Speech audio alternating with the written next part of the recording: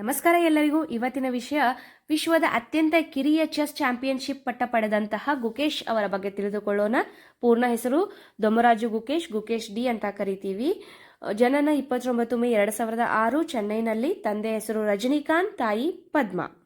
ಚೆಸ್ನಲ್ಲಿ ಅಪಾರ ಆಸಕ್ತಿ ಹೊಂದಿರುವಂತಹ ಗುಕೇಶ್ ಶಾಲಾ ದಿನಗಳಿಂದಲೇ ತನ್ನ 7ನೇ ವಯಸ್ಸಿನಲ್ಲಿ ಈ ಆಟದ ಚಟುವಟಿಕೆಗಳಲ್ಲಿ ತೊಡಗಿಕೊಂಡಿದ್ದ. 2019ರಲ್ಲಿ 12ನೇ ವಯಸ್ಸಿನಲ್ಲಿ ಚೆಸ್ ಗ್ರ್ಯಾಂಡ್ ಮಾಸ್ಟರ್ ಪಟ್ಟವನ್ನು ಪಡೆದುಕೊಂಡ.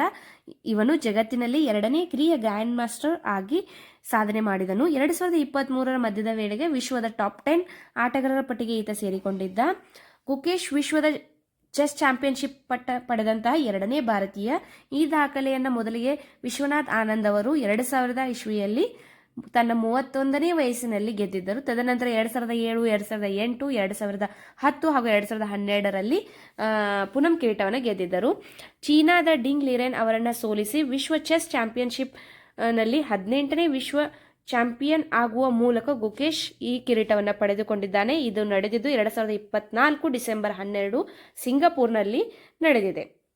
ಈ ತನ್ನ ರೆಕಾರ್ಡ್ ಬ್ರೇಕಿಂಗ್ ಸಾಧನೆಗಳು: ಇತಿಹಾಸದಲ್ಲಿ ಅತ್ಯಂತ ಕಿರಿಯ ವಿಶ್ವ ಚೆಸ್ ಚಾಂಪಿಯನ್, ಇದುವರೆಗೆ 3ನೇ ಕಿರಿಯ ಗ್ರ್ಯಾಂಡ್ ಮಾಸ್ಟರ್, 2700 ರೇಟಿಂಗ್ ತಲುಪಿದ 3ನೇ ಕಿರಿಯ ಆಟಗಾರ, 2750 ರೇಟಿಂಗ್ ಸಾಧಿಸಿದ ಅತ್ಯಂತ ಕಿರಿಯ ಆಟಗಾರ, ಕಿರಿಯ ಅಭ್ಯರ್ಥಿಗಳ ಟೂರ್ನಮೆಂಟ್ ವಿಜೇತ.